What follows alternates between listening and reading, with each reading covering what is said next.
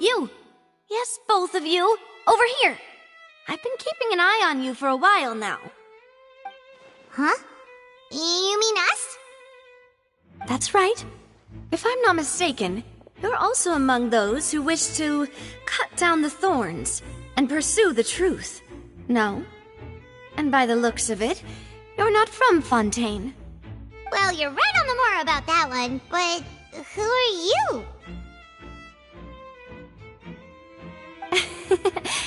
Have you never heard of the Spina di Rosula? From mediating disputes and providing protection to solving conundrums, you name it, Spina di Rosula does it. And I, Navia, have the honor of being its renowned president. Though those who play by our rules call me boss. I'm Silver, her attendant. Pleased to meet you. And I'm Melus. Demoiselle's various daily needs and affairs are under my purview. Huh? Boss? Demoiselle? What gives with the names? Well, I am the second generation president. Melus and the others are still used to my previous title. My apologies, Demoiselle. Should you prefer, boss, I will endeavor to use that instead. No, no need. You don't have to call me boss. Just Navia is fine. Okay, if you say so. Not that we're members of Spina di Rosula anyway. All merely trifling details. Never mind. Now, back to the situation at hand. That's right. I've always kept an eye on the serial disappearance cases. My interest stems from a matter back from my father's time. Judging from the look of things, I find Linny an unlikely mastermind. Really? We think so too! That's why we're looking for clues now. But how did you come to that conclusion? Intuition, naturally. My unparalleled intuition. Farina sure was quick to point the finger at Linny without any decisive evidence whatsoever, wasn't she? But that's not uncommon for her. If you remember, the Justice had to interrupt her and ask if she was pressing charges just to keep her from getting carried away. Anyway, a trial begins the moment someone levels charges. And, of course, there was no way Farina was going to back down in that situation.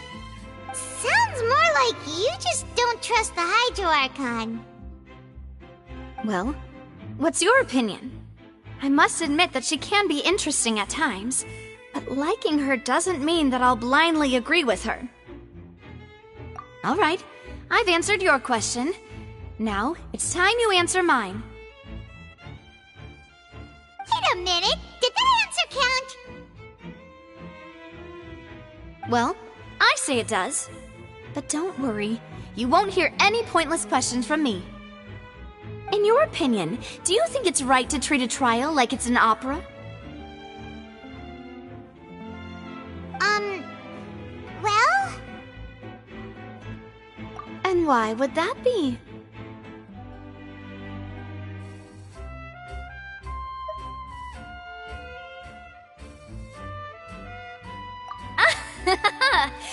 See, Silver and Melus? I told you they'd be different.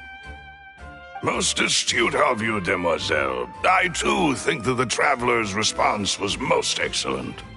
No matter how wonderful the script or how fervent the audience's expectations may be, the trials that go on stage here must be based in fact. And if that can be done, boss, then...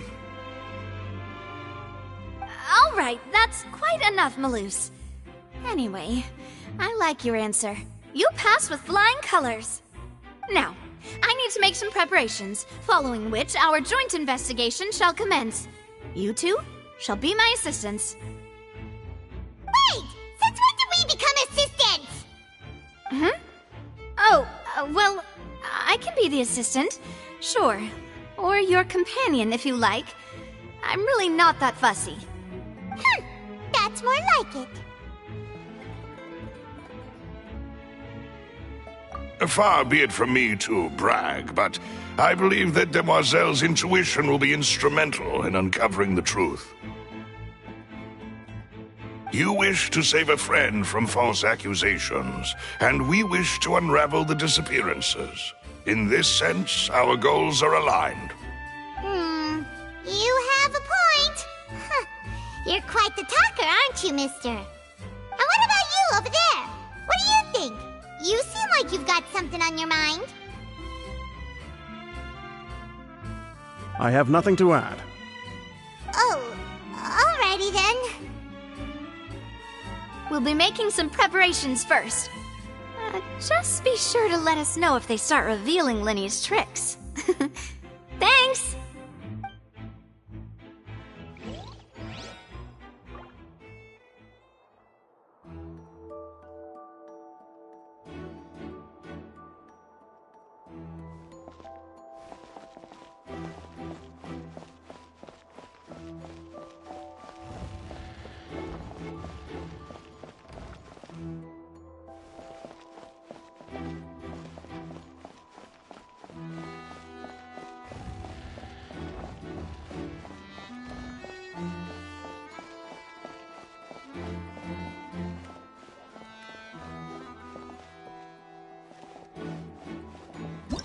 This rope was obvious. Why would it be?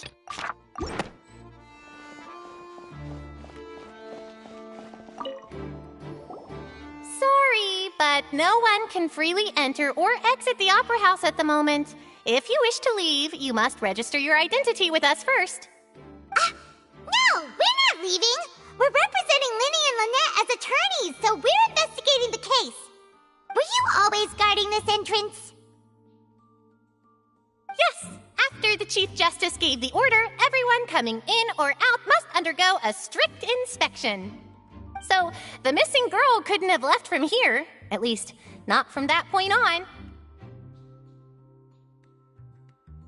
I doubt there was much opportunity then, either. How can you be so sure, Well, because I was in charge of security near the entrance at that time. I couldn't see Linny's performance from here, which was quite a shame. Just my luck. But still, I did not abandon my post, and I stayed put no matter how loud the applause was. If someone had so much as even approached the door, I would have noticed it, let alone if they had tried to leave. We Melazines are good at that sort of thing, you know. So, it's safe to say the girl couldn't have left through here. Alright, thank you for your help. This'll be useful info.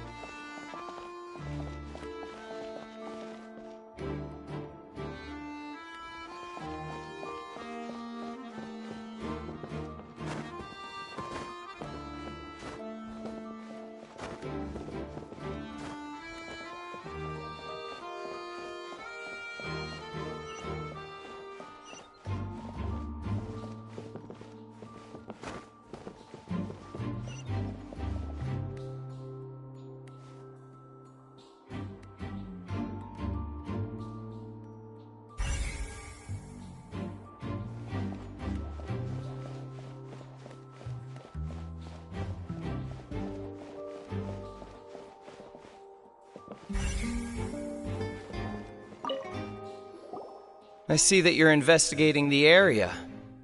Well, it just so happens that I'm interested too. If you find any new and interesting leads, be sure to share them with me, all right? We don't have too many thoughts yet.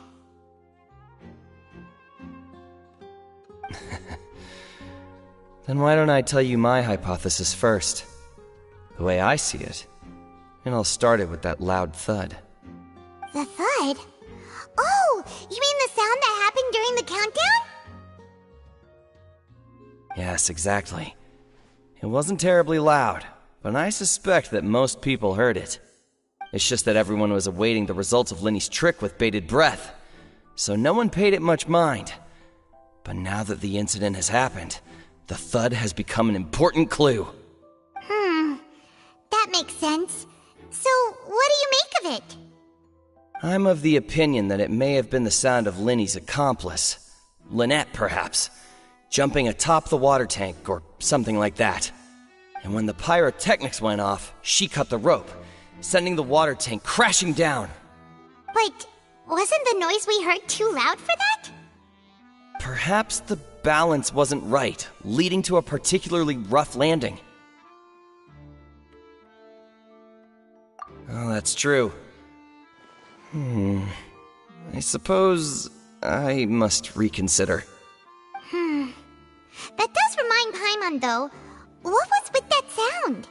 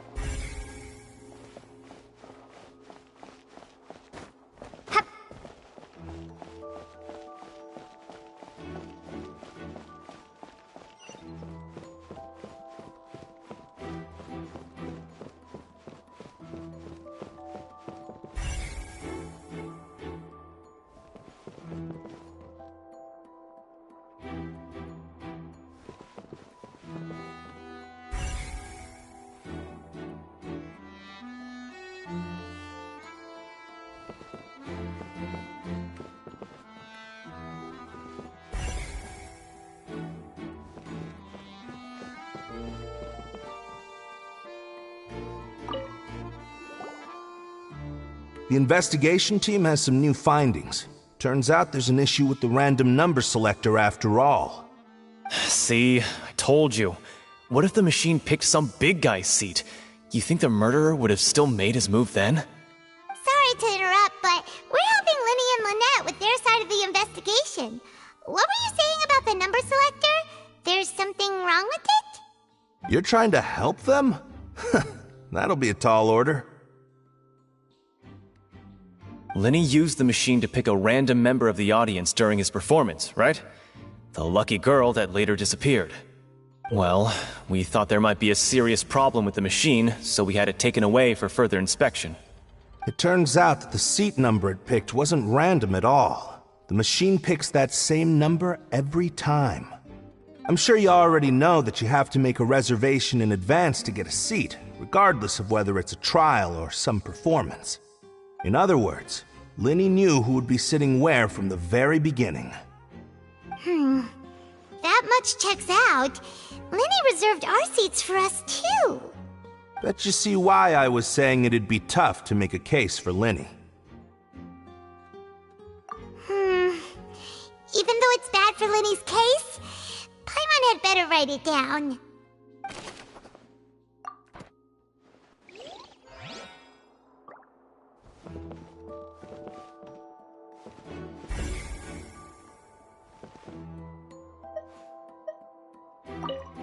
Linny's magic tricks were the stuff of legends, but the way he did this crime, he should have stuck to doing magic.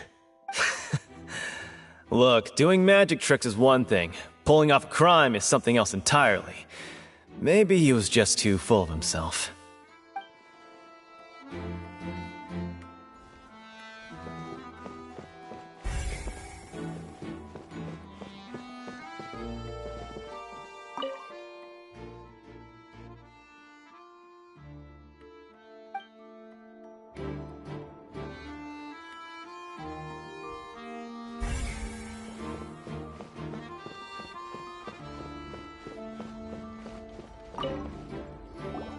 Hello there! What are you investigating? Oh, this location has also been cordoned off because the Magic Troop members are currently considered prime suspects. The investigation team is still collecting evidence. The seats were all booked in advance, so we were able to deduce the missing woman's identity by checking the guest list. Sure, it's not like this is confidential information. We will publish it later anyway when we petition the public to help us find the missing person. Her name is Halsey. She's a painter from Fontaine who's made a bit of a name for herself. Apparently, she wasn't a regular at the Opera House, but she'd been feeling some pressure with her work lately, which made her decide to come see the magic show. The Magic Troop members all claim not to know her. We have looked into her social connections. It seems that she has no personal grievances or conflicts of interest with the suspects. Simply put, she wasn't related to the Magic Troop at all, which matches the features of the previous serial disappearances. Were the victims of previous cases also chosen at random? That's how it seems to us, in any case. Apart from the fact that they were all young women of around the same age range, there really weren't any other connections between them. Okay then. No need to be so formal. If you do happen to see the missing girl, please be sure to contact us. It is of utmost importance that we get to the bottom of these disappearances.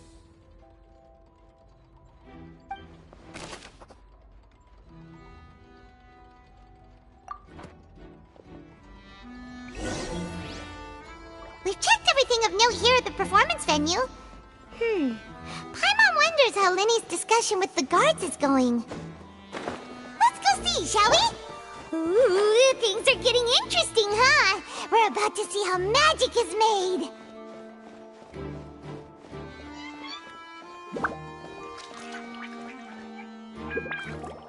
Understood. Then I will be going with you.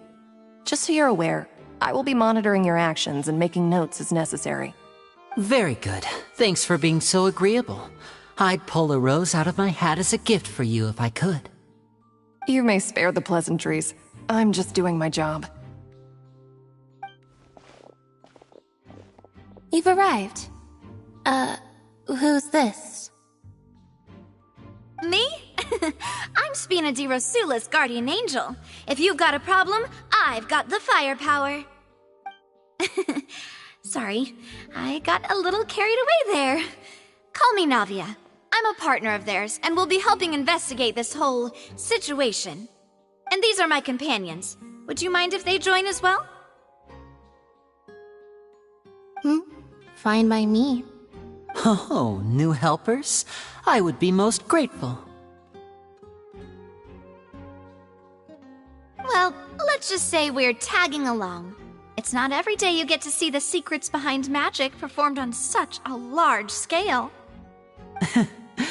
I appreciate your kind interest. Come with me. We'll be heading below stage.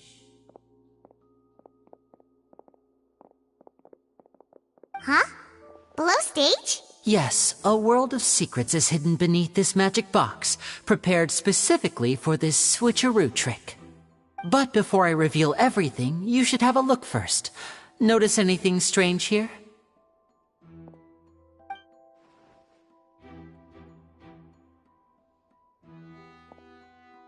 I'm not trying to be dramatic. Remembering the details of a trick will help you understand the methods used to perform it more easily.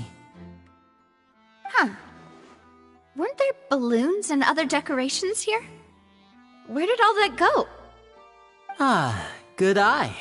That said, you're still far from discovering the answer. The back? You mean the inside of the door? What's different about it? Paimon didn't notice anything. Very good indeed. I thought you might not be able to catch that, given that you were sitting in the first row. The back of this door was patterned. Those patterns are now gone, replaced by a smooth wooden board. So, if you put 2 and 2 together, what do you get? Exactly. All right, let's go. I'll tell you how it works as we head down.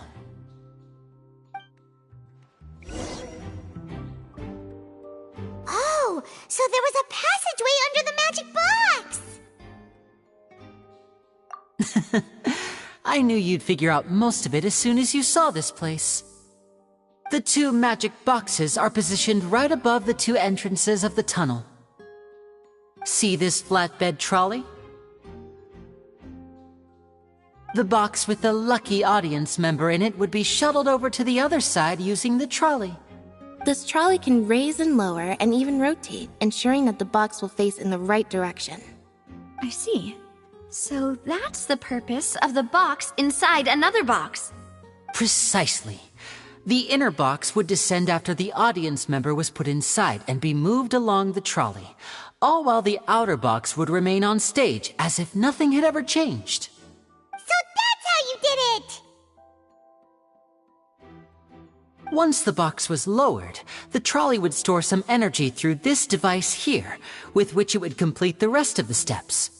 The audience member would only be able to feel some slight movements in the dark, and by the time she walked out, she would already be back on stage. Right! You were talking that whole time, and you even came out for a moment near the end! Ah, yes. A phonograph operated by Lynette was used to achieve that effect. My assistant and I had already scripted our conversation beforehand. When the countdown began, I had already gone to the opposite box via a tunnel using that ladder. And what about Lynette? Where was she? I was in the mezzanine space in the back of the box. Oh, interesting! That's how we were able to coordinate Linny's lines with the assistant. And, by the way, I was the one who walked out of the box at the end. I mean, we are twins. All it takes is a change of clothes and no one can tell who's who. And that's my favorite part of this trick. Only Lynette and I can perform it. So that's how it all worked! Wow! Every detail you revealed was more amazing than the last! Lynette would briefly walk out of the box and then go back in, jumping into the tunnel and escaping before the box on the trolley could finish ascending. And then I walk out of the other box in the audience area, and the trick would be complete. The operative word here being would. But as you saw, Cal was in the box, not our audience member. She, on the other hand, mysteriously vanished. We really don't know how that happened. If not for that interlude, this would have been an astonishing trick. I probably never would have figured out how you pulled it off. And yet, to think that someone was able to use this magic trick to commit a crime. Could we have a look around? I think we can come up with some more leads. This is the scene of the crime, so Linny and Lynette are not permitted to stay here. I'll escort them back up. Yes, of course. No need to be so strict now. I won't disappear into thin air, you know. Thanks, everyone. We're counting on you.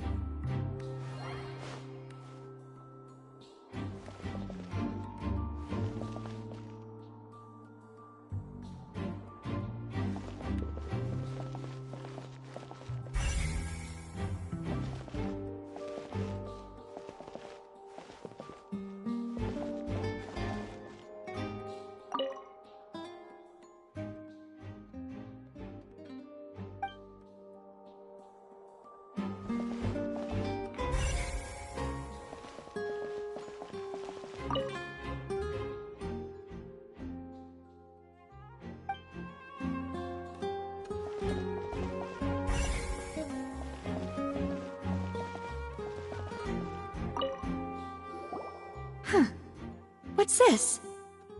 Looks like a hook tied to the end of a rope. Huh? There's all kinds of odds and ends here.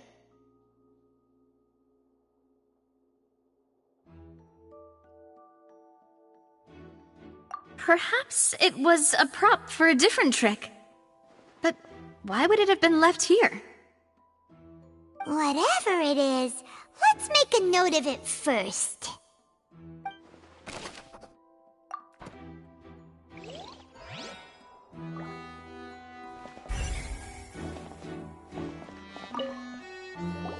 The floor is wet. Please be careful not to slip. Speaking of which, why would there be water here? Oh, Paimon knows! It's one of those tricks where you pour water into a jug and then flip the jug over only for the water to disappear? And here's a broken vase. Huh. Did the trolley knock it down while moving?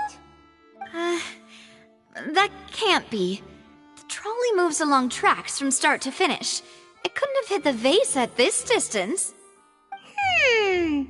Let's note this down too and think about it later.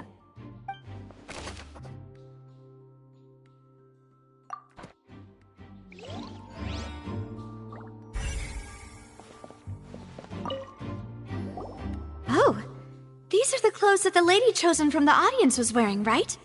Her clothes are here, but she's nowhere to be found. Right. And do you really need to do that if you're kidnapping them? Ugh, this is so confusing. Paimon doesn't want to be a detective anymore.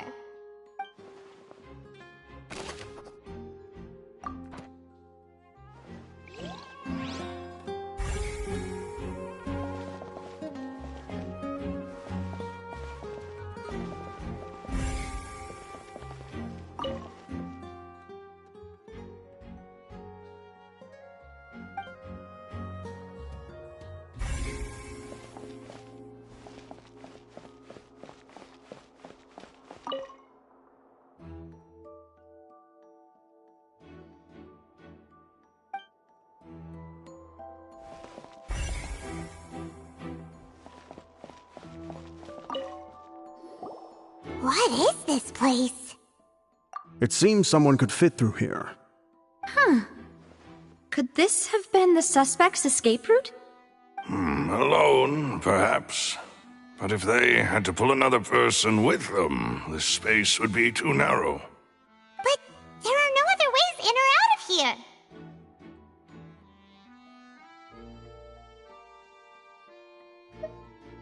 Oh, you're right! Let Paimon write that down.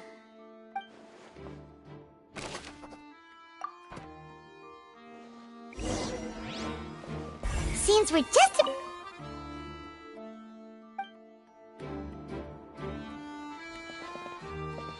Yes, let's head back up.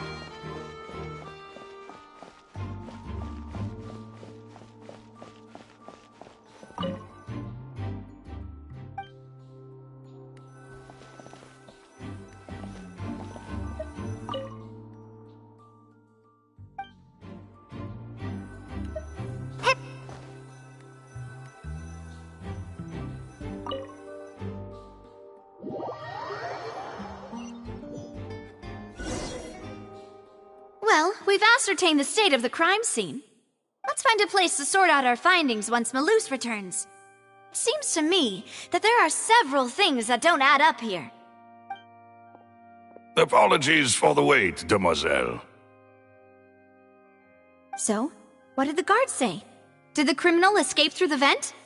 They believe the odds of that are very low, since the vent leads to the Opera House's basement. The guards have checked the area carefully.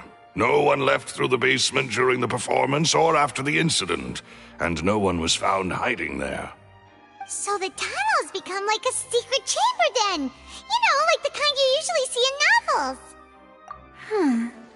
The plot thickens. Halsey's disappearance and Cowell's death are both quite inexplicable. No wonder Farina was so confident in her accusation. All the current evidence points toward Linny and Lynette. In other words, the charges are very likely to be upheld unless we make some considerable progress. Charges and then trial. So if the charges are upheld, they'll announce a sentence? That's right. This is how a trial goes in the Opera House. During the proceedings, the Chief Justice and the Oratrice will hear statements from both sides. That's right. This is how indemnitium is produced. The statements from both sides, the defenses from attorneys, witness testimonies, and even the audience's emotions will all be projected on the Oratrice. To put it simply, it's as if the Oratrice has its own will, and is a judge in its own right. This also precludes any kind of favoritism on the part of the Chief Justice. Not that this has ever happened anyway. Once both sides have finished speaking, the Chief Justice will make his final decision. This, too, will be used by the Oratrice as a reference. Then, finally, the Oratrice will be consulted by officials. The result it returns is the will of justice itself. Huh? So that machine is the one that actually decides? Paimon thought Neverlet called the shots. In practice, there is very little difference. Both have always come to the same judgment, which is why people have great faith in the Chief Justice. Ah, yes, the guards also asked me to convey that none of us will be allowed to leave this place before the trial. Huh? Why? Because we've chosen to act as the twins' proxies. That makes us persons related to the case. They're concerned that we might be colluding with outside parties, or that we might find outside help to disrupt the case. And even if that were not so, it could prove problematic if we happen to spread key information about the case ahead of time. I'm ready to break out at any time. Whoa! There's no need for that! Paimon thinks they have a point. That said, are they providing food? Of course. I just hope you don't mind the lack of options. I'm afraid that catering to all tastes is not in the cards, nor is any guarantee of balanced nutrition. In that case, let's just sort out our findings together here. Pity. I was hoping to take you to try some of Fontaine's famous desserts, too. I mean, what better way to properly think through our findings than over some tea and sweets? Huh. Breaking out suddenly doesn't seem like such a bad idea after all. Just kidding! Paimon will still do her best, even if there are no snacks. What do you mean, no snacks? Of course we'll have snacks. If we cannot buy some, then we'll simply make some. Huh? Here? But how? Understood, Demoiselle. Everyone, please come with me.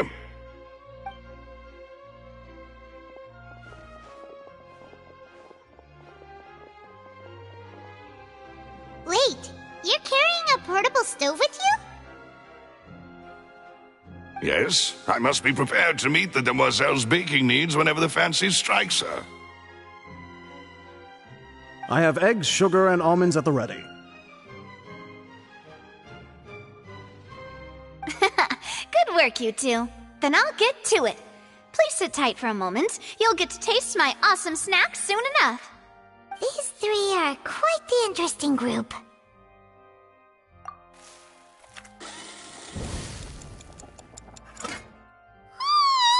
And Paimon thought it smelled good while it was still in the oven!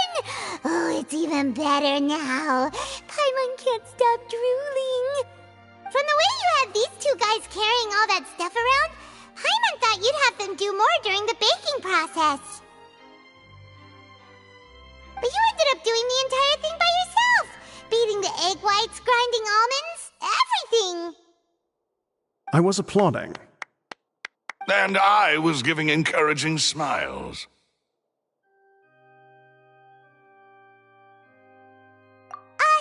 Paimon was just thinking, aren't you worried about getting your fancy dress dirty, beating egg whites, and baking like this? Well, I don't think it's carved in stone anywhere that fancy ladies can only read books, sip tea, ride horses, and play the piano. I just really enjoy making snacks. Don't underestimate beating egg weights, by the way. It's a real arm workout.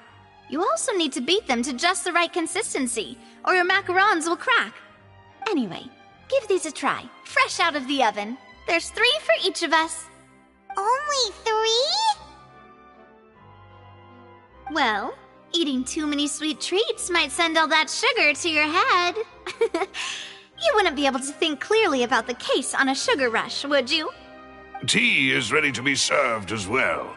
This is Demoiselle's favorite, strong black tea with a floral fragrance that clears the mind and lifts the spirit. No need for concern. I'm merely doing as I should.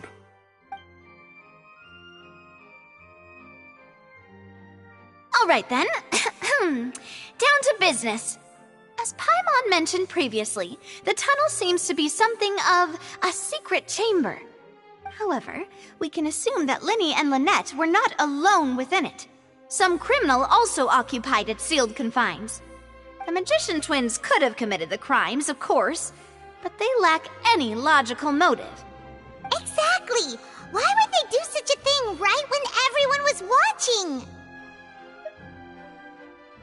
The flower vase and the thud we heard during the performance could indicate some altercation between Halsey and the criminal in the tunnel, resulting in the shattering of the vase, the discarding of her clothes, and her abduction. Perhaps the criminal thought that since she was chosen from the crowd, she would be too easy to identify if she was still wearing the same clothes. Paimon thinks that makes sense, but the real trouble is... True. None of the clues we found thus far support the existence of this third person. But the only people left to consider are both technically victims, whether it's the missing girl, Halsey, or poor Cowell. Huh. Could Halsey have secretly made modifications to the magic props in order to murder Cowell before making her escape? That's right. And even if she had tampered with the setup, she would need to understand the entire trick to pull it off. Nor does she have any motive. The guards said that she has never had any dealings with the Magic Troop's members. Were we not thorough enough in our search? From the sound of things, this is turning into an impossible case. Your macarons are amazing, though, Navia. They smell great! They're nice and crisp and super sweet! They are my specialty, after all. And I see you've already had 5 of them. What? 5? Oh, that can't be right. Paimon only counted 3, honest! Please don't worry about it. At my age, a few less sweets might actually be a good thing. No. Being greedy is one thing, but Paimon knows how to count. Besides, Paimon knows that if she ate too many, then others wouldn't have enough.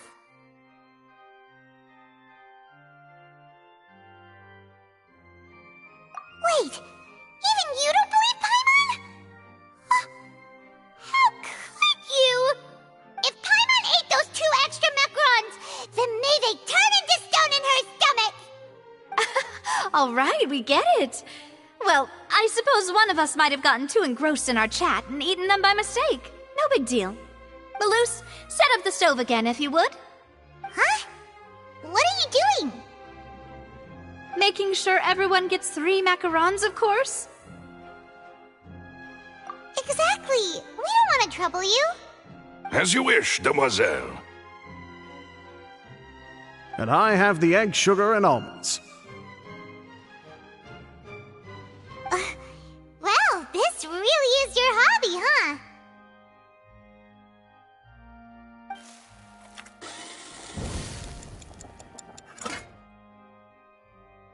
Well, that's it for snack time.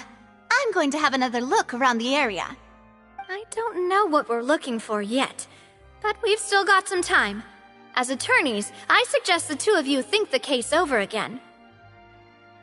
It would be awkward if you got all tongue-tied on stage during the trial. All right, thanks for your help, and for the snacks. It was nothing. A small task for the Spina di Rosula. Silver, Maloose, it's time to go. I'll be back if I find anything new.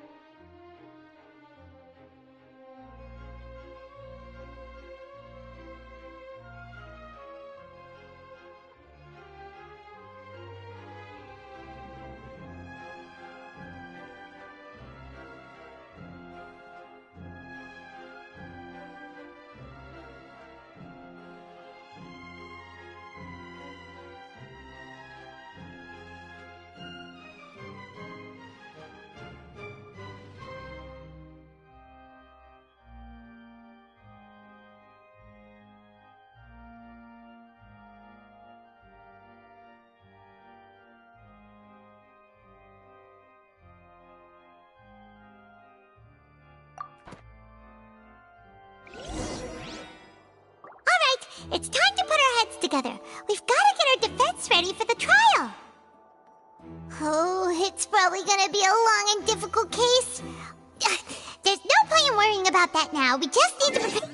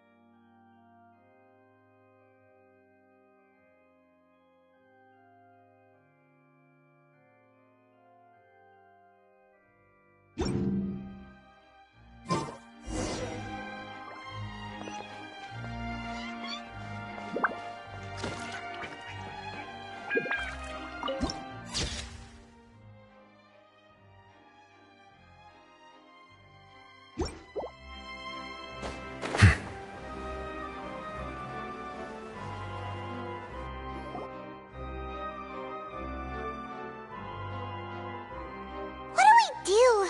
The whole situation is so confusing.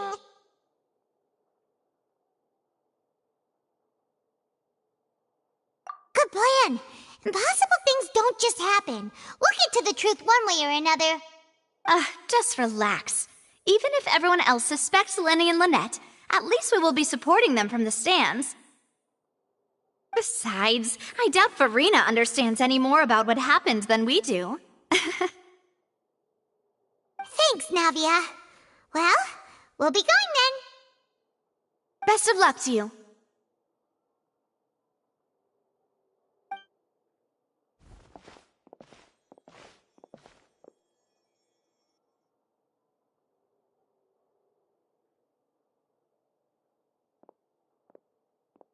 Ah, finally, you're back. Well, how did your investigation go? To be honest, you might be disappointed. No. We're already very grateful that you were willing to help. Well now, don't you all look disappointed. Don't tell me that your investigation came up empty-handed. That was to be expected, of course. The guilty can never produce proof of their innocence. But don't let that stop you. I shall be terribly disappointed should you, my most anticipated foe, concede so easily. Since both parties are present, I declare that the trial regarding the magic show incident is now in session. Firstly, in order for the audience to understand the causes and results of the incident, could we please have Mr. Linney explain the trick? Yes, of course. I will explain while Lynette demonstrates on stage. All the necessary items have been prepared.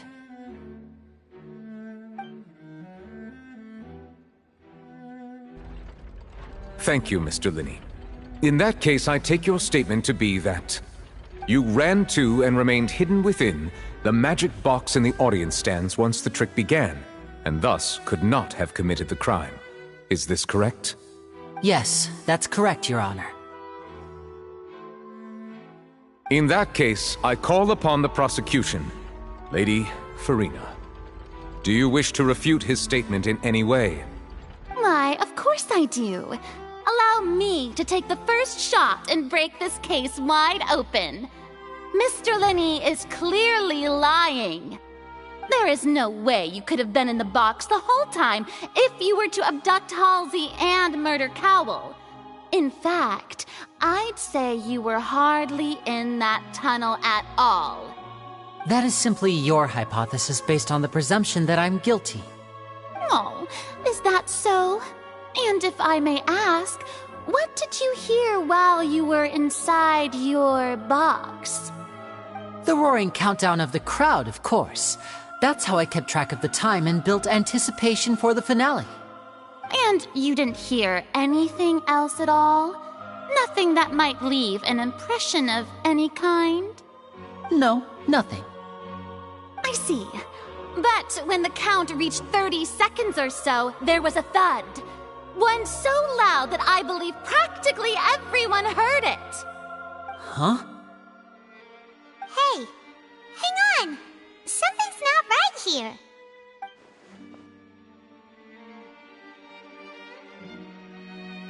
Yeah, I'm sure he could have heard a noise that loud from inside the box. I was right by the box and I definitely heard the thud. Look at those scales. Could those mean... Well then, ladies and gentlemen, allow me to use the words of the magician himself. You never know what can happen in the blink of an eye. Indeed, it seems his alibi can also collapse in the blink of an eye. Of course, I have armed myself to do far more than smash your alibi. Confidence cannot go unfounded, and my foundations are rock solid. Tell me, aren't you and Lynette actually from the House of the Hearth? The House of the Hearth? No wonder they did something like this. So the serial disappearances were the Fatsui's doing. Now it all makes sense. I've got a feeling that what happened on stage probably wasn't just an accident. That's irrelevant. Our identities have nothing to do with what happened. Indeed. Then perhaps you could tell us everything that happened during that 1 minute. Your first priority is to prove yourself innocent after all. I'm sure there is little that needs to be kept secret now. Unless your script already has holes in it. The Outlander is speechless. My, oh my, don't they look flabbergasted? Now comes the infighting and discord, I suppose. This was almost too easy. Good thing I made all those preparations. Seems the all-nighter I pulled last night is really paying off. Hey, Linny! Why didn't you tell us this before? Order! Order! Mr. Linney, allow me to re-establish the facts. Lady Farina has raised 2 points. First, when the thud was heard in the Opera House, you were neither in the box nor the tunnel. Second, you and Ms. Lynette are both members of the House of the Hearth. Are these claims true?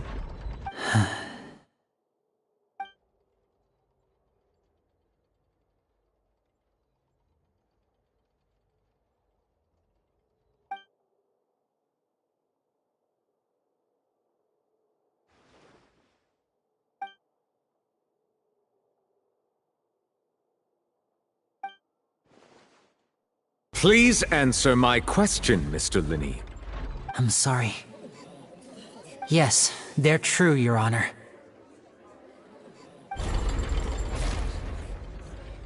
I knew it!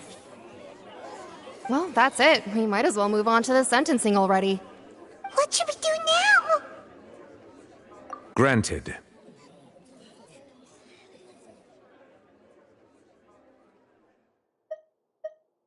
In that case, what is your request? Is that really necessary? They're already as good as guilty. The defendant deceived their own attorneys. What is there left to discuss? Order! Order, I say! Your request is reasonable, and we shall adjourn. This trial will reconvene in 1 hour. So you would stick to Mr. Linney's defense even after knowing what you do now? You certainly have more professionalism than I thought. In that case, my dear audience, let's allow the joy of victory to steep for a little while longer.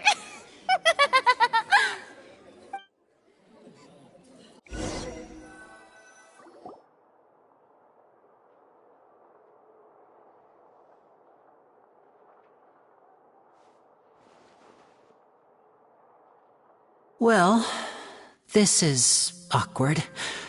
I didn't think the Hydro Archon would dig all that up. I'm sorry. Traveler and Paimon. Yeah, sorry. Paimon doesn't know where to start. We trusted you two. We based our entire reasoning on the assumption that you weren't bad guys. Not to set the wrong tone or anything, but Paimon's really mad! I'm very sorry. I know you're angry, and reasonably so, but please, let me explain. I know you've clashed with the Fatui several times before.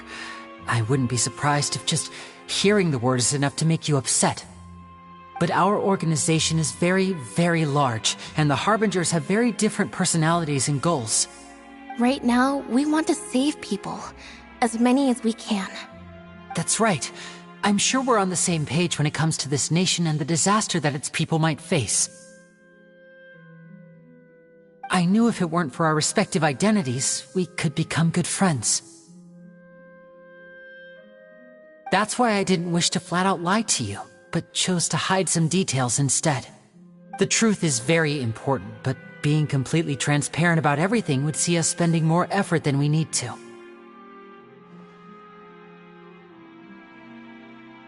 Right. So, you be the judge. Heck, if I were you, I fear that I'd even struggle to trust me at this point.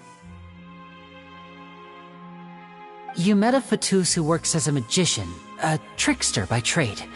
All by coincidence, too. But still, I'm asking you to trust me. I am no criminal. At least, not in this case. Sorry. Please forgive us. Well, you both say that, but...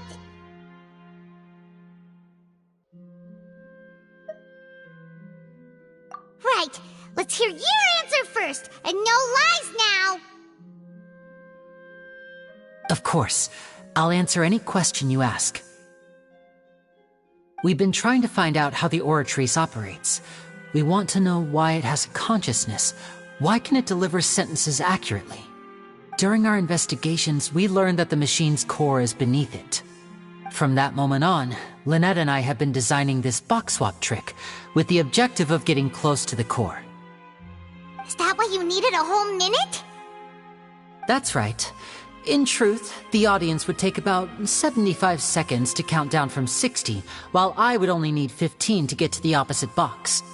So, after jumping into the tunnel, I accessed the Opera House basement via the vent, and went to investigate the room in which the core is stored.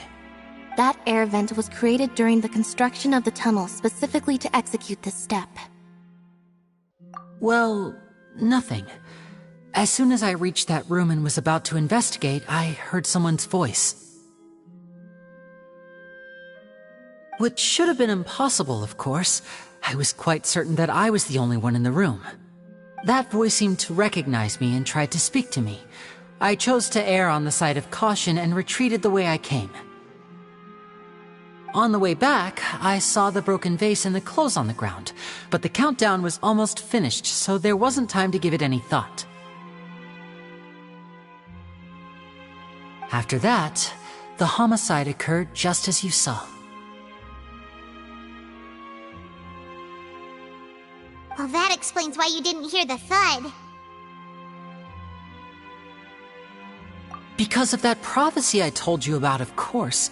We must know all we can about this nation's secrets in order to deal with that prophesized crisis.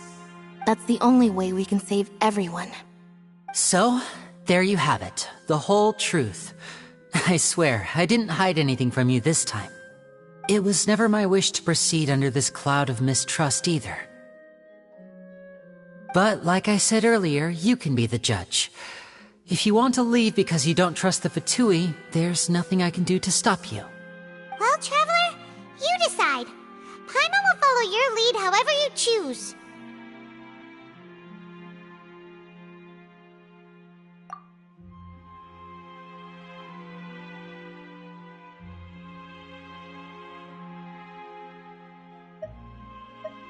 Okay, thank you. Thanks for giving us a chance. The current problem is that the scales are tipped pretty badly against you two. If we want to refute the Hydro Archon's accusations, we're gonna need a seriously watertight defense. Huh? Oh, Paimon thinks she gets what you mean.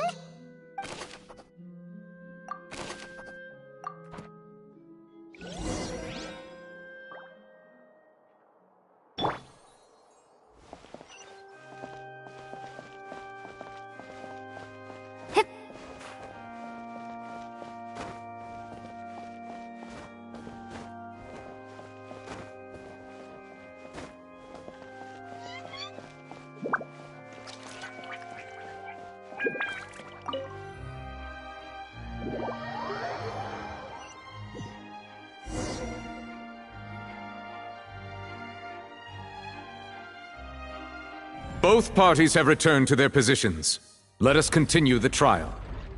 When last we left off, Mr. Linney acknowledged the new evidence presented by Lady Farina as fact. Therefore, Lady Farina may continue stating her reconstruction of the events. That took long enough. Now then, if everyone would lend me their attention. At this stage, let's revisit that scene from Linney's perspective.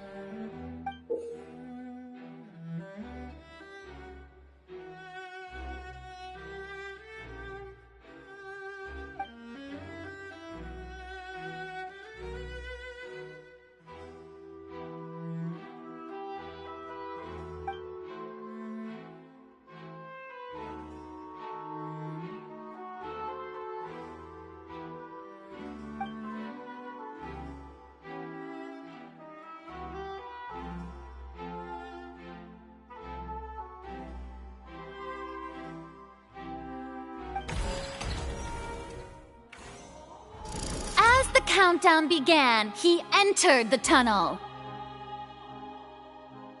When the flatbed trolley passed, he opened the box and got into an altercation with Halsey, which caused the loud thud.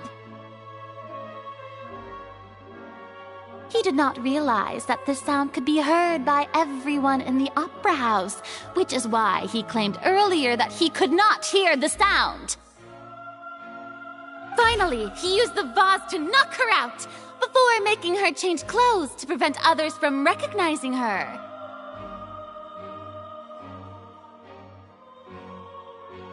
At this time, Cowell arrived in the tunnel, having heard that strange noise, and caught Linney red-handed.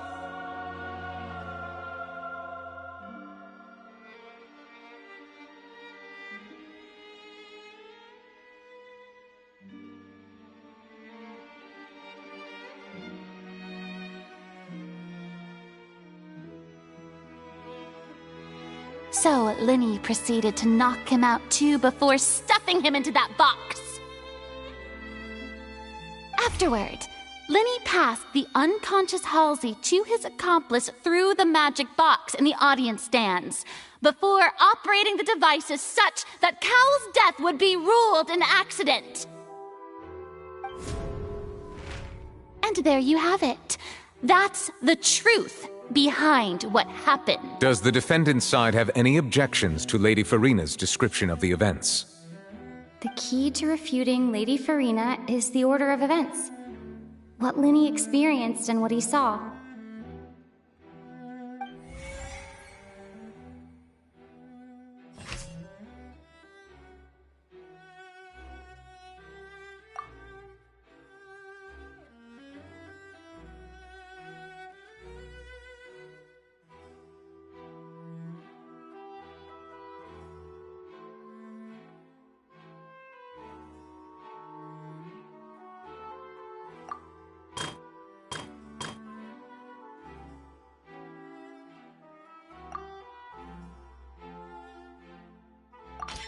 According to Linney, he left via the vent after entering the tunnel.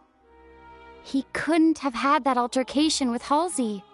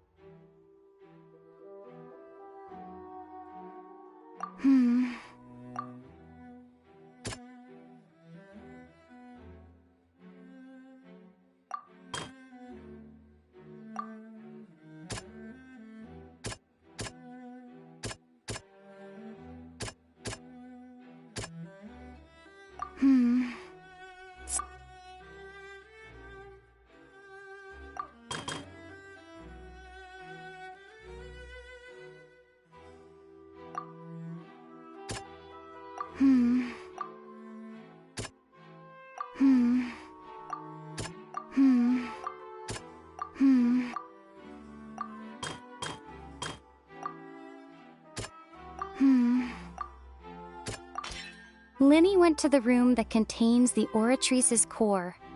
This is the actual truth.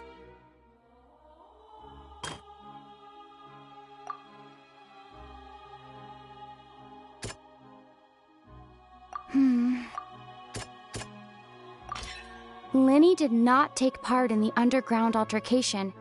He only witnessed traces of the aftermath. Attention! Ace Detective Paimon has something to say! When the countdown started, Linny did indeed go into the tunnel. But he immediately used a vent to access the Opera House basement, which is where the underground core of the Oratrice is stored. Once he reached that area, he heard a voice in what should have been an empty room. Since he felt something was amiss, he returned immediately. The crime scene had already developed by the time he reached the tunnel again, and in order to complete the magic trick, he did not remain there for any length of time. Finally, he reached the surface, and that was when the accident happened from his point of view. Therefore, he's innocent!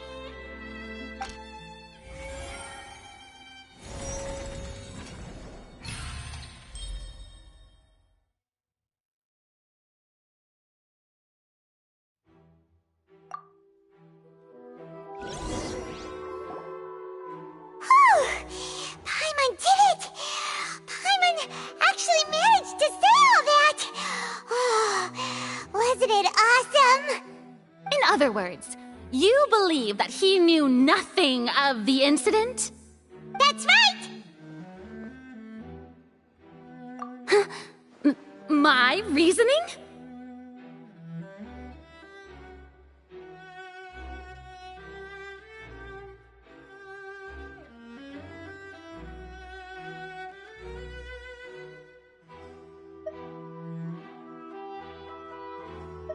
If that's the case, then if Carol hadn't entered the tunnel, who was the entire setup meant to kill? Assuming that what you say is true, Linny only needed to kidnap the young girl to cause a new disappearance case. What would the point of killing someone on stage be? Oh, they have a point. That's right, you tell him! And that's why they're partners of mine. They've managed to turn things around. Oh, well, your denial is very strident, I'll give you that. But what proof do you have to back your claims?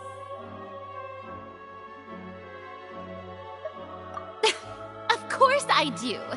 If he had been in the magic box the whole time, how could he have not heard that sound? Why do you ask? You're saying that he wasn't?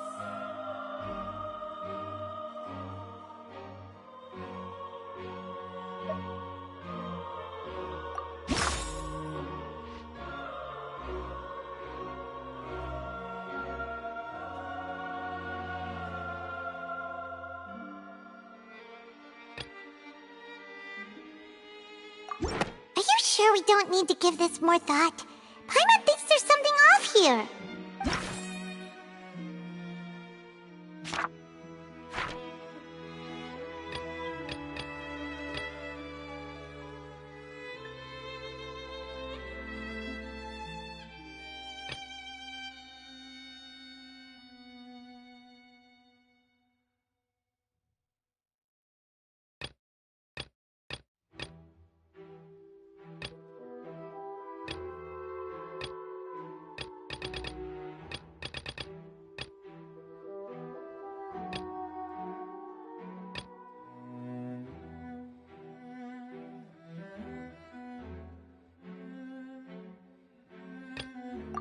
Are you sure we don't need to give this more thought?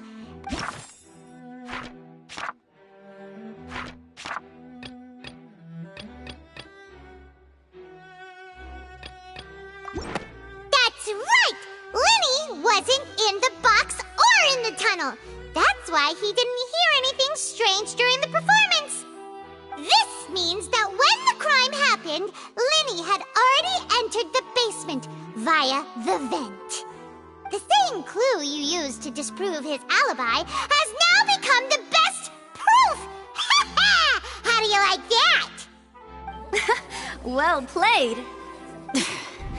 To think you'd use such logic. Well then, if it wasn't Linny who committed the crimes, then who was it?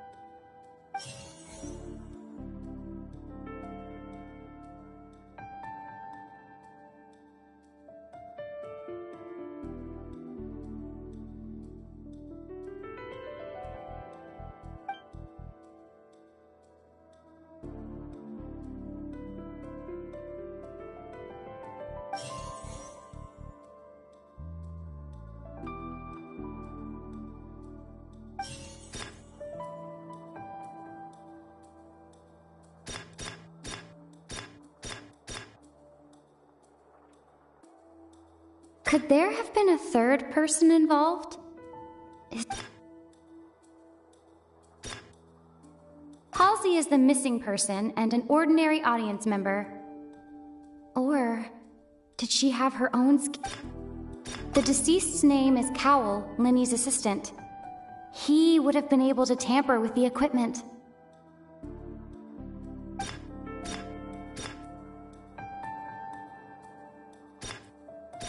Could there have been a third person?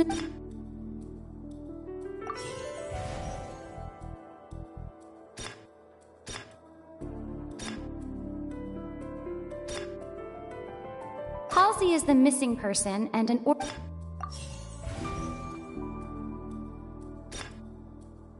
The deceased's name is Cowell, Linny's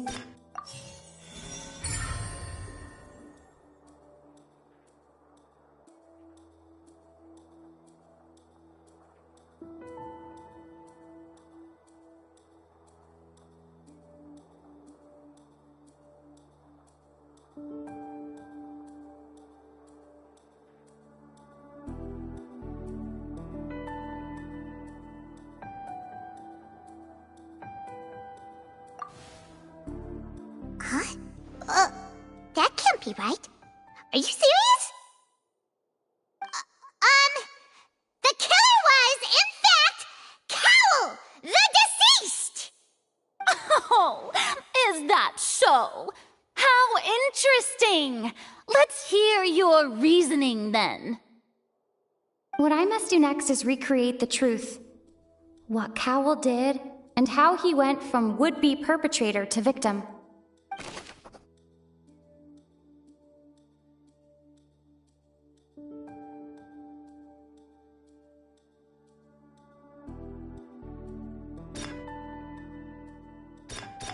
Linny was not in the tunnel at that moment, which gave our criminal ample time.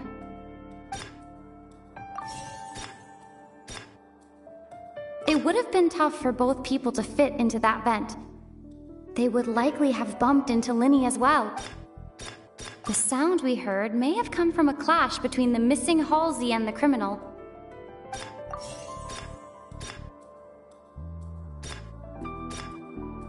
No one entered or left the Opera House through its entrances. So, where would the criminal have wanted to take Halsey? Halsey's clothing was in the tunnel. So, there must have been some fear that she would attract attention. The deceased's name is Cowell, Linny's assistant. He would have...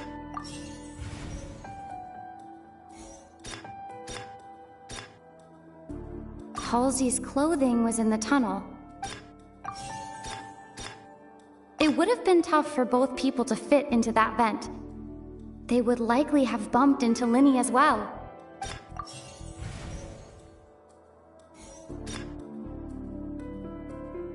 The deceased's name is Cowell, Linny's assistant. It would have been tough for both people to fit in.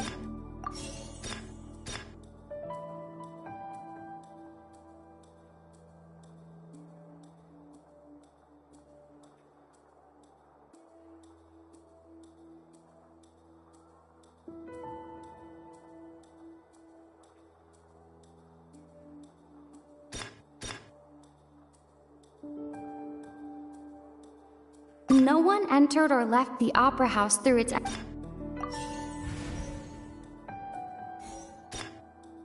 The deceased's name is Cowell, Linny's... Halsey's clothing was in the...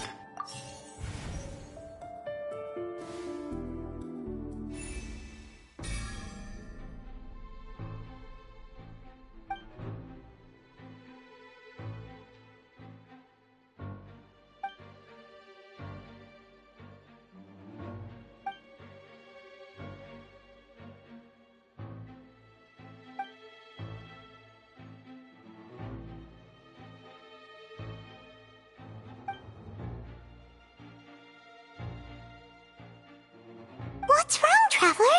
Are you still having trouble figuring things out?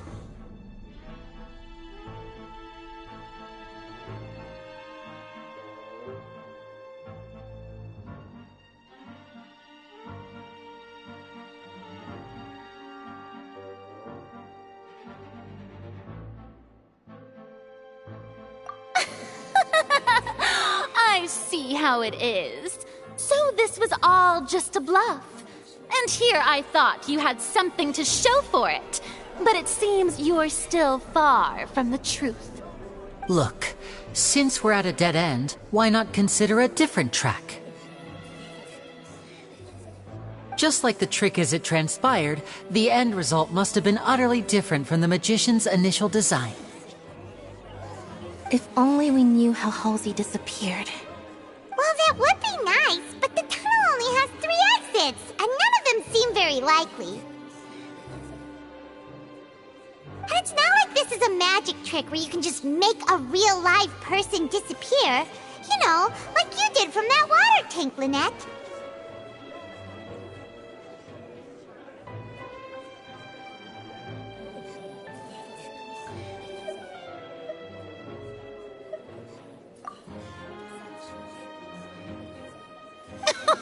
Excuse my interruption, dear opponents, but do you not see that the crowd is growing impatient?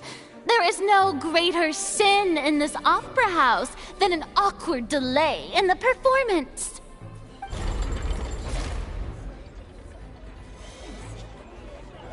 If the defense is unable to make further effective arguments, we will move on to the next stage of the trial.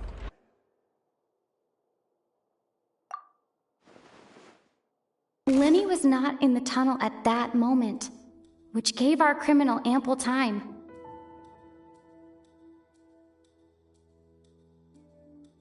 The sound we heard may have come from a clash between the missing Halsey and the criminal. The deceased's name is Cowell, Linny's assistant.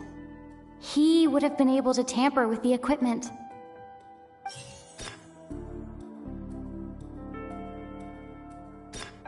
The vase was not broken by chance. It was used to cover important evidence. The water.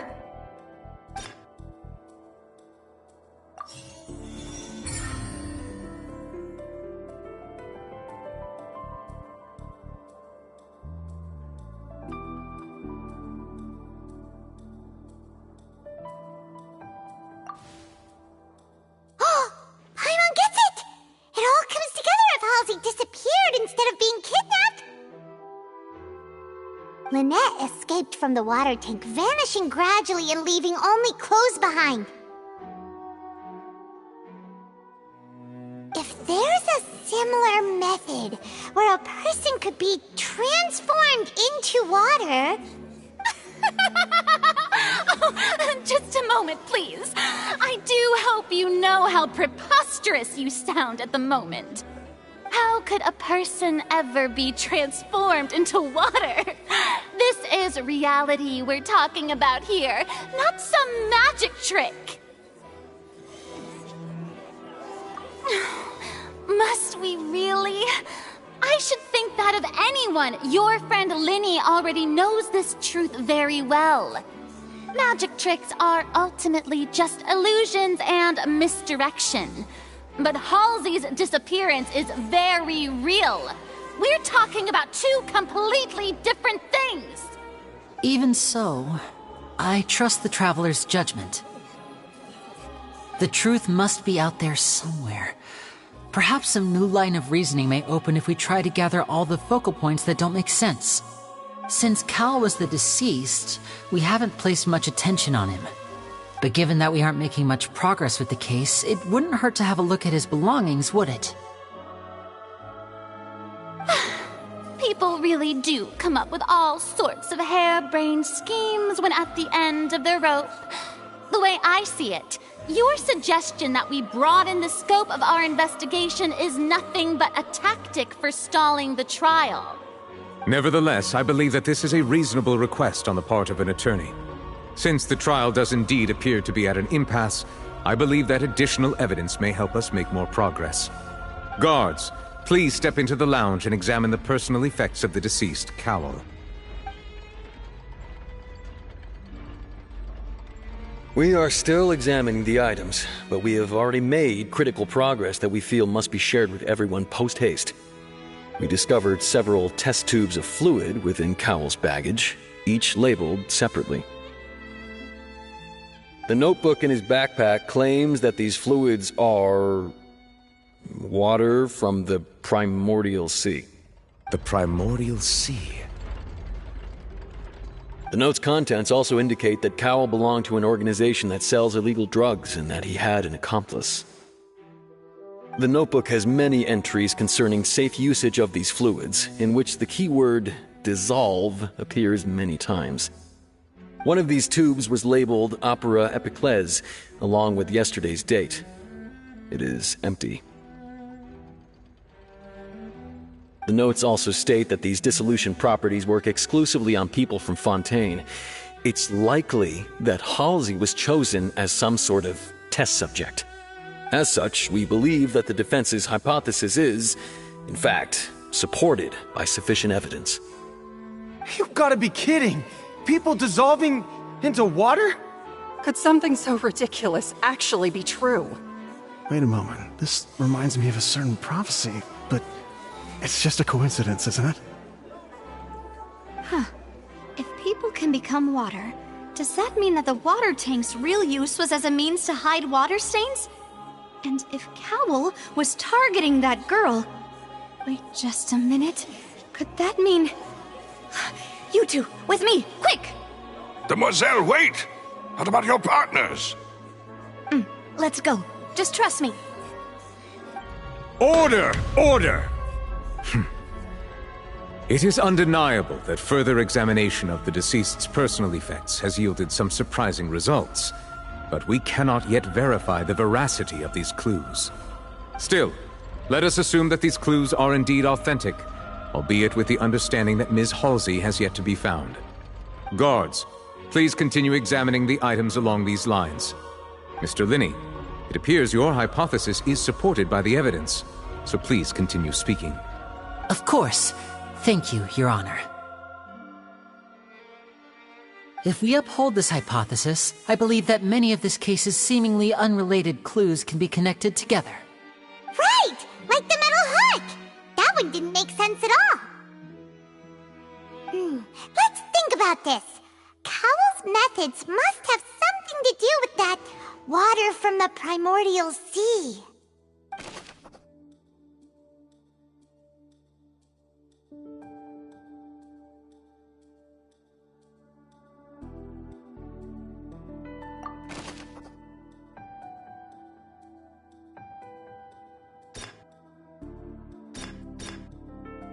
The deceased's name is Cowell.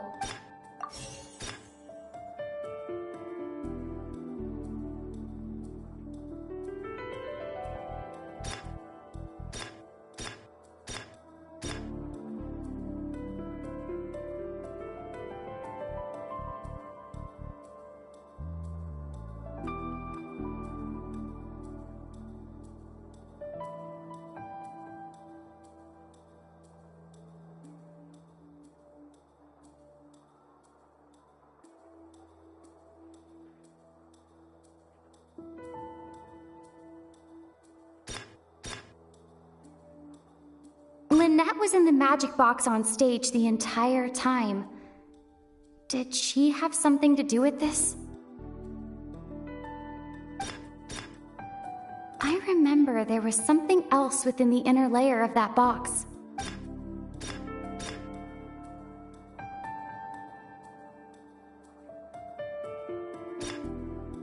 Now it seems like the hook rope was not meant for another magic trick, but was instead some form of triggering mechanism.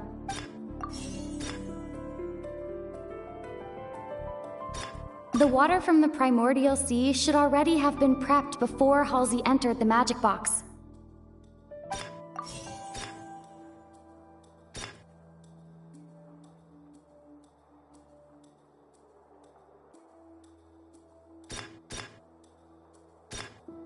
I remember there was something else within the inner...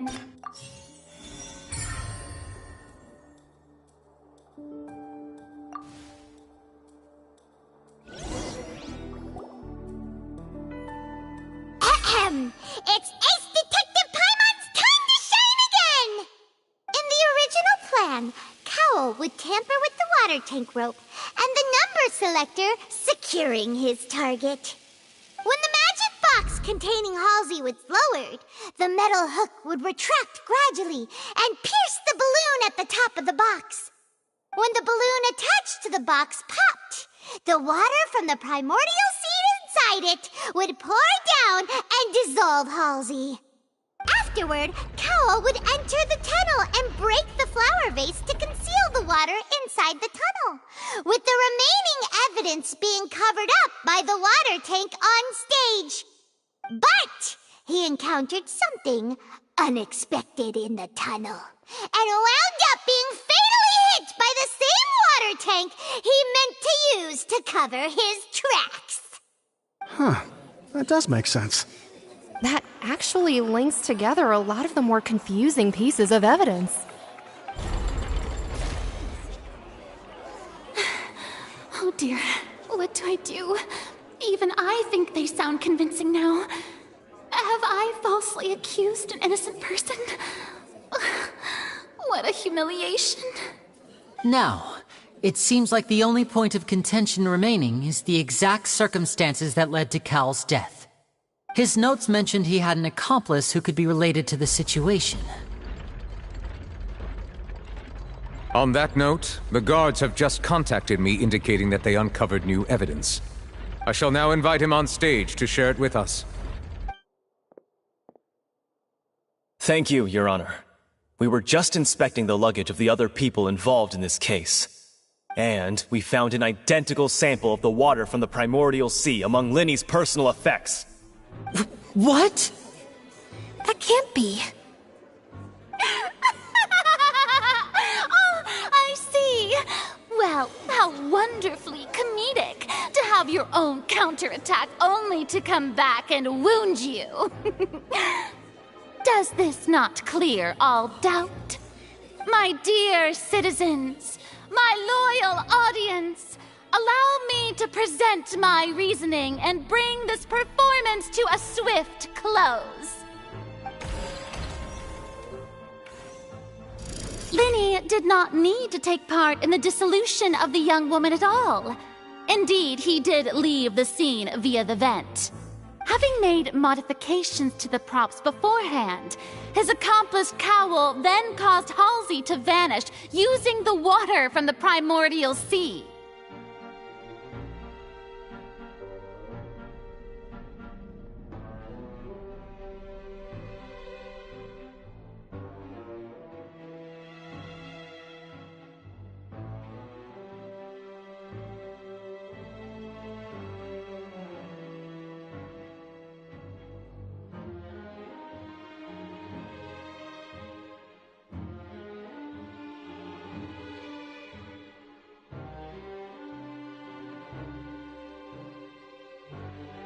But upon his return, in cruel avarice, Linny desired sole credit and prepared to do away with his partner in crime.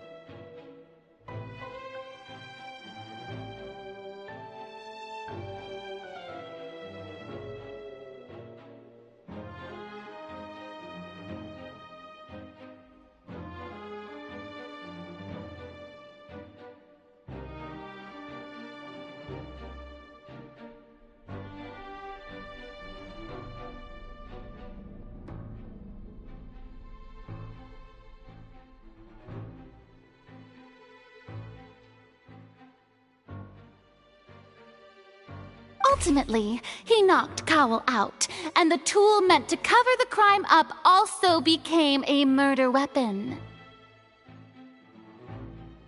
Now, as much as I regret having come to such a viciously straightforward conclusion, it does seem that the famed Fatui is quite the cold-blooded and ruthless organization.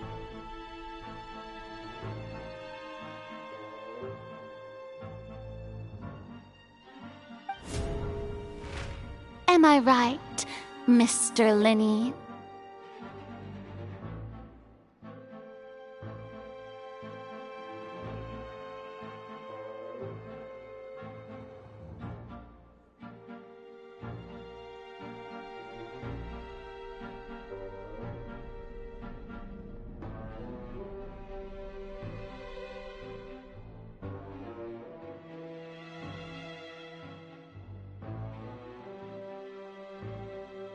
We've used up all the evidence we collected.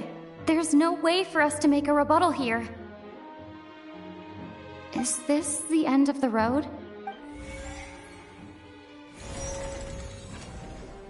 Oh no! Paimon can't think of anything either. It doesn't look like there's any way around this.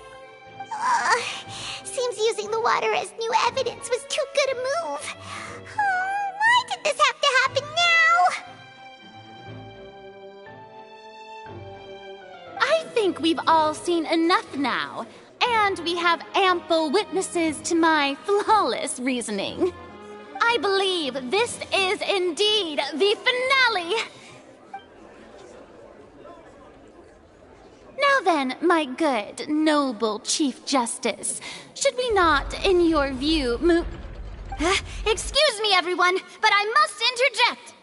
Miss, I must ask you not to shout, and to respect the ongoing legal proceedings.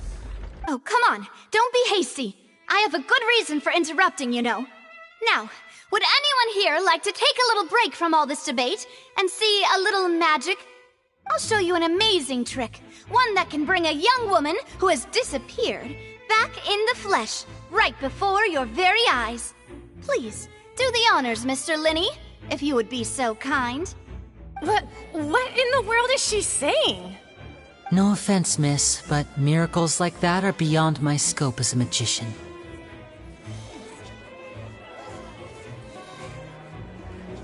Come on now, don't be silly. Magic is all about misdirection, isn't it? It often conceals the truth while presenting a fascinating illusion. But once everyone believes the illusion, can't magic reveal the truth to them once again? And wouldn't such a trick be the most marvelous finale to today's performance? Come on, Linny and Lynette. Give it another go. Don't worry. Spina di Rasula has made the necessary arrangements on your behalf. But, as the magic makers and stars of the show, I think I should leave the final performance to you. I understand.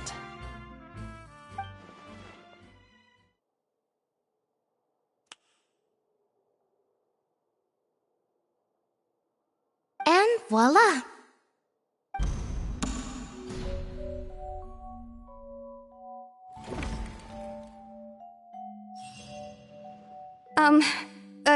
Sorry for the interruption. Wait, isn't that Halsey? So the whole thing about people dissolving wasn't true after all? To be clear, I'm only here because this person told me that if I testified, the merit of doing so would lessen my sentence. I was hiding outside this room listening to the proceedings because I was afraid that I would be the one put on trial. I was just feeling happy that no one had noticed me, and then before I knew it, she caught me. That'll teach you to underestimate us three. Where should I begin? I'm sorry. I'm the one who killed Cowell. I admit it. What? Why? Firstly, my name isn't Halsey. It's Lillian, and I'm originally from Mondstadt. I heard that Linny's show was gonna be a real thriller, but I missed the chance to buy a ticket, so I stole one. That's how I make a living. I steal stuff here and there. And I'd never been caught before. But I was noticed at the harbor a few days ago, and I barely got away. Lenny was the one who caught me in the act. Hey, no wonder you look familiar. So you were the thief! Liddy even mentioned that you were pretty skilled. Well, and I thought that would have been the end of it, but then the number selector chose me. He even mentioned the Fortress of Meripede. That's a prison, isn't it? So you can imagine how shocked I was. I thought he was on to me for sure. So I played along with the show while looking for an opening to flee, but then I got water poured on me for no reason, and then someone jumped into the tunnel to nab me. I wasn't going to take that lying down, so I knocked him out and stuffed him into the box. There was nowhere to run from there, though, so I had to change my clothes and hide in a box containing performance costumes. I slipped out after the first guard arrived at the scene and continued hiding inside the opera house. Can a person even hide in there? But I swear I didn't know that the water tank would fall down. Really, I swear it. Had I known that, I wouldn't have put him in the magic box. I may be a thief, but I'm no killer. Well, that makes everything pretty clear now, doesn't it? This time, we need to tell the entire story from Lillian's perspective.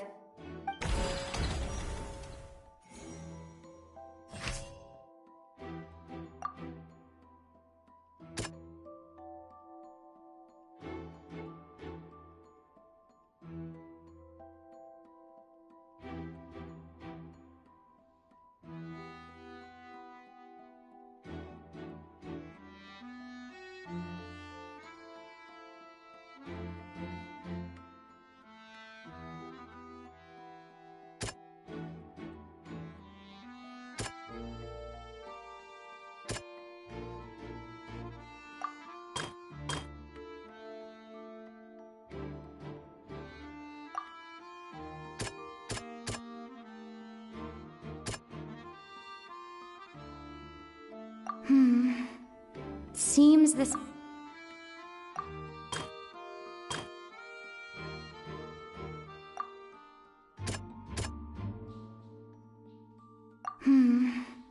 See... The flower vase was not broken to cover anything up, but was smashed during the struggle between Lillian and Cowell.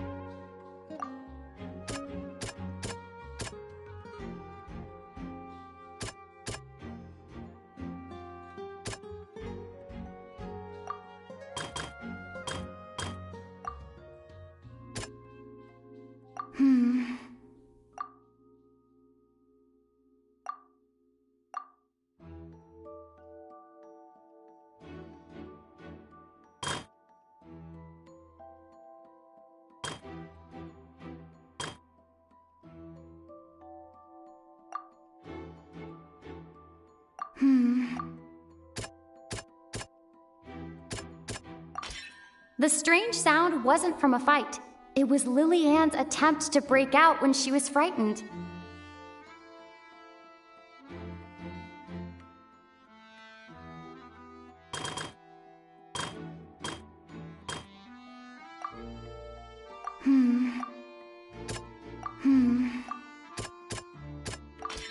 Lillian was afraid that she would be recognized if she left, so she changed clothes and hid, biding her time. Just what one might expect of an experienced thief. And it's Ace Detective time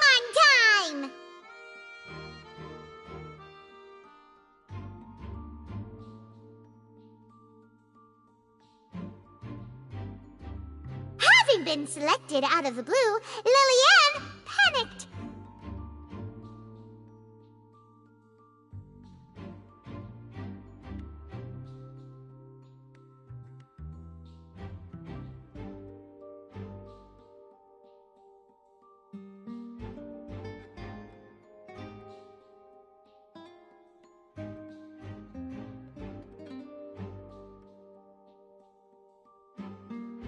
Her panic only intensified after she entered the tunnel and had water poured on her head. So she kicked the door open, producing the thud we all heard.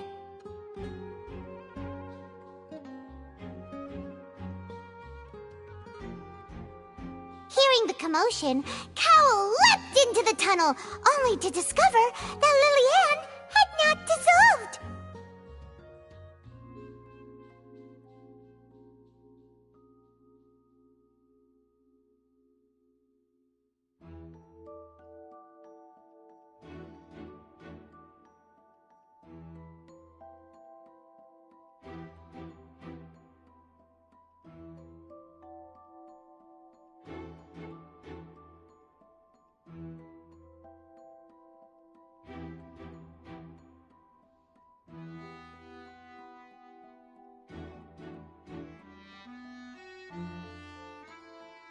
He did not know that Lillian was not from Fontaine, but was a thief who made her way in by stealing a ticket.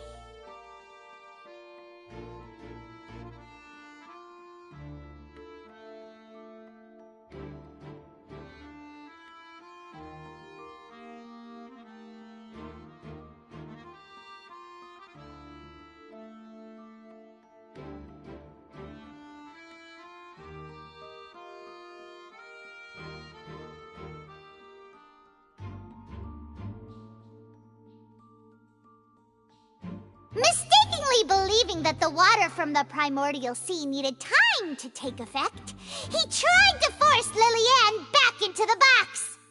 The two broke the flower vase during the struggle, but Lillian came out on top, knocking Cowl out and putting him in the box. With no way of escaping, she changed her clothes and hid in the costume trunk until the performance ended.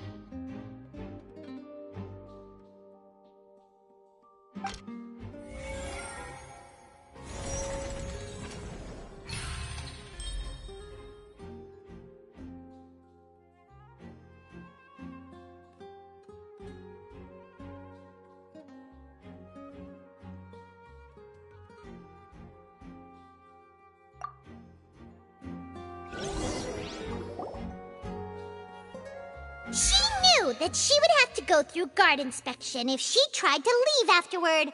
So, she has been trapped in the Opera House these last 2 days.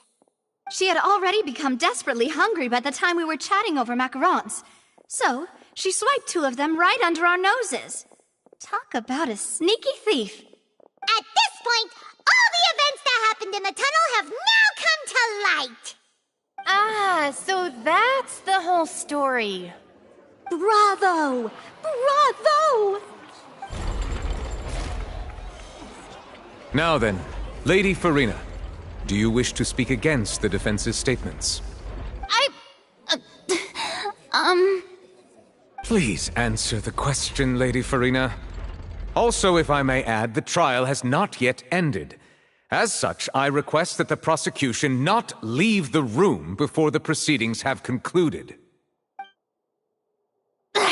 What, are you reading my mind now? No, I have no further arguments. I admit defeat. But really, could you at least have left me with some dignity? Wow, look at that! She's like a deflated balloon now. If there are no objections, then as the Chief Justice of Fontaine, I shall once again repeat the full sequence of events. The actual perpetrator of the serial disappearances, Cowl, selected his next victim from the audience reservation list. With some modifications to the selector, he could ensure that the pre-selected young woman would be chosen. To cover up any evidence while committing the deed, Cowell thought of allowing the water tank to fall, which would conceal the water left behind after the young woman was dissolved. He also tampered with the rope suspending the water tank, using the fireworks at the end of the performance to cause the tank to drop and hide the watermarks. He poured the water from the primordial sea into a balloon during the preparation of the magic box and stuck it to the box's lid. Finally, he passed the prepared hook on a rope through the gap in the magic box's door when bringing the young woman to said box. When the magic trick officially began, the box containing the woman was lowered into the tunnel, tightening the hook rope and bursting the balloon containing the water. If all had gone to plan, the young woman would be dissolved at this time. However, Lillian was not from Fontaine, and thus fled the box with a loud noise. Realizing that there was trouble, Cowell entered the tunnel and met Lillian. Thinking that the waters had not yet taken effect, he decided to proceed. However, his opponent was more capable than he thought, and he was overcome, knocked unconscious, and placed into the magic box, and thus became his own final victim. Lillian, according to her own statements, then changed clothes and hid until the performance ended, before hiding in other parts of the opera house. As for Linny, he was in the underground structures within the opera house, and was thus ignorant of these happenings. From this reconstruction of events, we can conclude that Linny, the accused, is in fact innocent. While there is much in Linny and Lillian's conduct that should still be investigated separately, this case, at least, can be handed over to the Oratrice to make the final decision.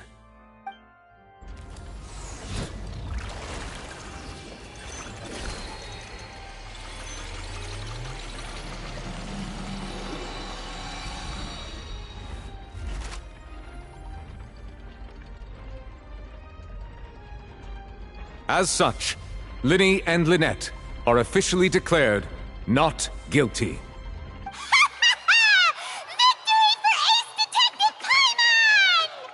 Great work, partners. Thank you all. Thank you so much.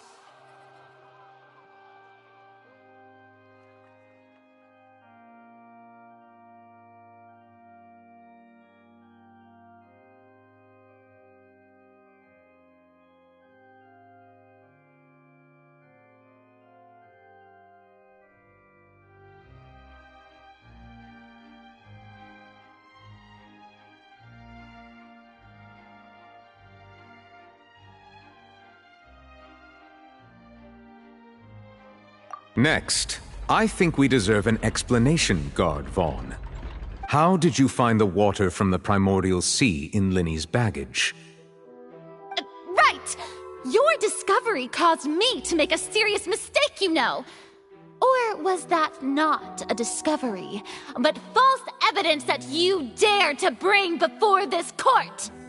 I suspect that the accomplice mentioned in Cowell's notes was not Linny, but you, yes?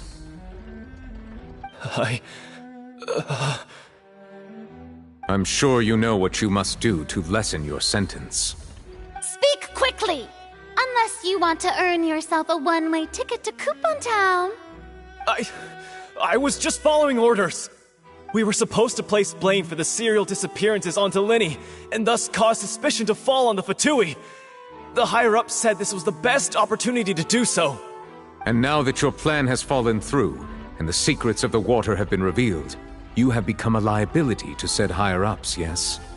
Therefore, you would be wise to tell everything you know and seek the protection of the guards. Yes, I'll tell you everything I know. Our boss discovered that the water can cause people to dissolve. It can also be made into a potion, which when extremely diluted, can cause people to experience unforgettable exhilaration.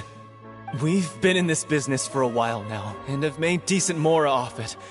The disappearances were also the boss's idea. I mean, this is the boss we're talking about. The...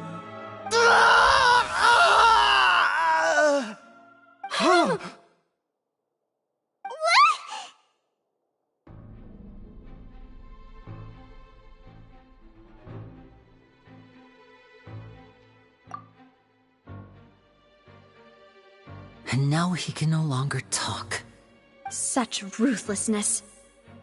I shouldn't have expected any less of them. An outrageous act. All present, please submit to inspection immediately.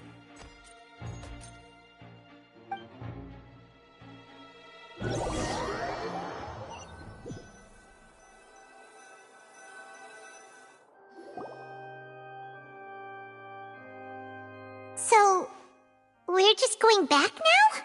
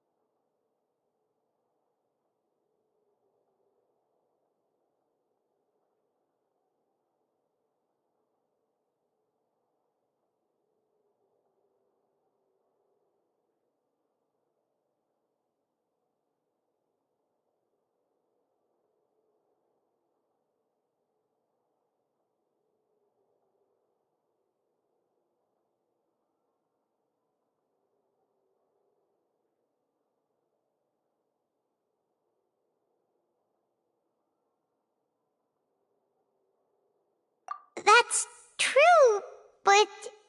Traveler, Paimon! Please wait.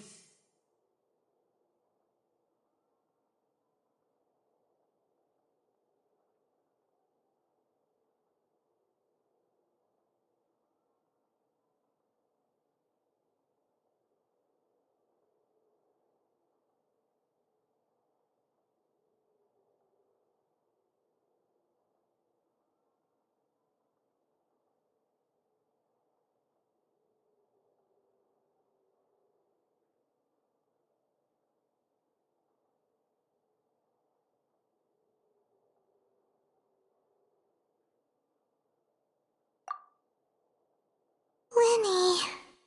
I know you may not want to speak to me right now. Maybe you don't even want to look at me. But still, let me thank you again for defending me to the end, even after you learned that I'm a member of the Fatui.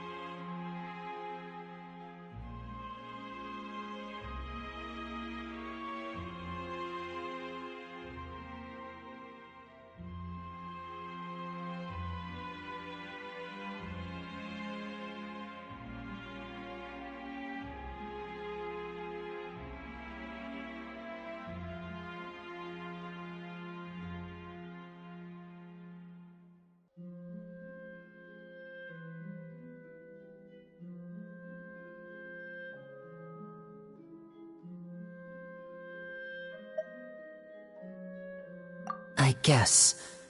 But regardless, I'd like the opportunity to set things straight. I didn't approach you with any ulterior motives or ill intent. I've spoken to you as myself, just plain Linny this entire time. As for why I'm a Fatous, it's because the goals of the House of the Hearth align with those of an orphan like me. That's all. That was how Father, who you might know as the Knave, approached recruiting us back then too. The Knave? The one who controls the House of the Hearth? She's your father? That's right. And since we're here, I was wondering, would you mind hearing a story? It's about my past. Back when our parents first died, Lynette and I were left wandering the streets. To survive, I took to surreptitiously observing an older street performer who did magic. It took me several days to figure out how he pulled off his amazing tricks. I took my sister through several streets until we found a crowded corner, and we began to perform magic tricks there. To my surprise, we proved to be pretty popular, and we could at least stop worrying about where our next meal would come from for a time. But I didn't want my sister to remain a street rat together with me forever. Before long, an aristocrat came to me and claimed that he wished to take us in after watching my performances. So you went from orphans to nobility just like that? That was how we felt at first too. As if fate was on our side and we could say goodbye to those painful days. But I gradually discovered that while we were called foster children, he was really after my talent for magic tricks. He would constantly take me to all sorts of banquets to garner attention, which he would then use to expand his social circles. That doesn't seem too bad either. Better than roaming the streets at any rate. It took a while for me to realize just how dark his heart really was. After one particular performance at a banquet, I discovered that Lynette was not on the same return vehicle as me. I waited a long time after we returned home, but she did not come back. I went to that noble's bedroom and asked him about her whereabouts. The answer he gave me was, she caught the eye of the most eminent person at the banquet, so I sent her over as a gift. I mean, you'll be able to perform your magic regardless of who your assistant is, yes? Oh no. So he was gonna... But wouldn't Fontaine's laws deal with such people? As far as outsiders are concerned, this is a relationship akin to adoption or foster care, and they have their ways of escaping the eye of the law.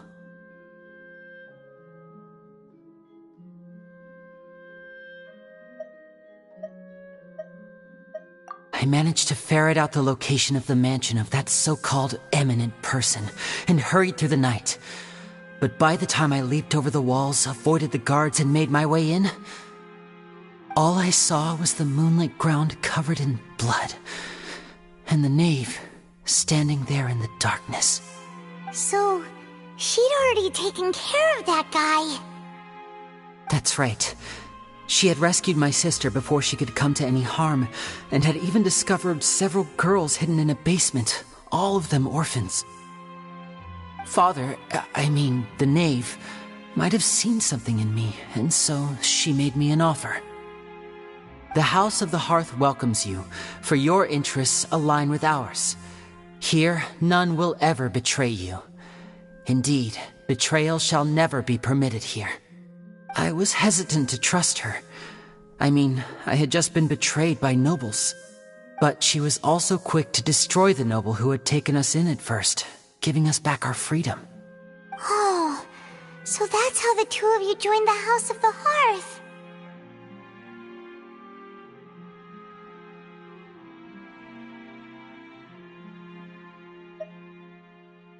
She has her own plans. She has gained permission from the Sarita to first use the Gnosis' power once she obtains it. She plans to use it to find a way to break the prophecy and save Fontaine. So, she believes in that prophecy too? That's right. The whole House of the Hearth is currently working to combat that crisis. Today's case has also proven that people from Fontaine can indeed dissolve into some sort of water, thus further supporting the prophecy. Everyone at Hotel Bouffe d'été, including the knave, has their roots in Fontaine, and we will always defend our homeland. To us orphans, the only connection we have left to this world, apart from our family, is our homeland. So, from small deeds like distributing magic pockets to huge schemes like stealing a Gnosis, everything is aimed at dealing with that prophecy.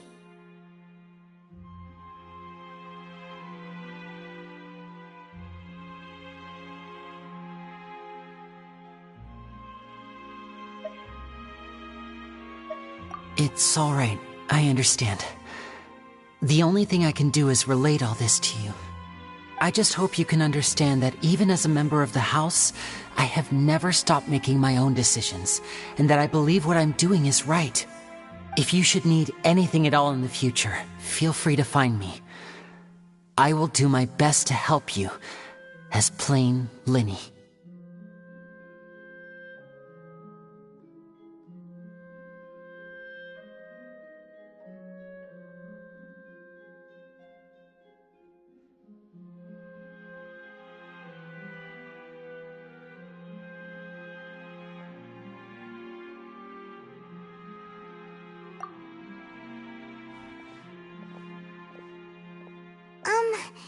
Bye, Linny!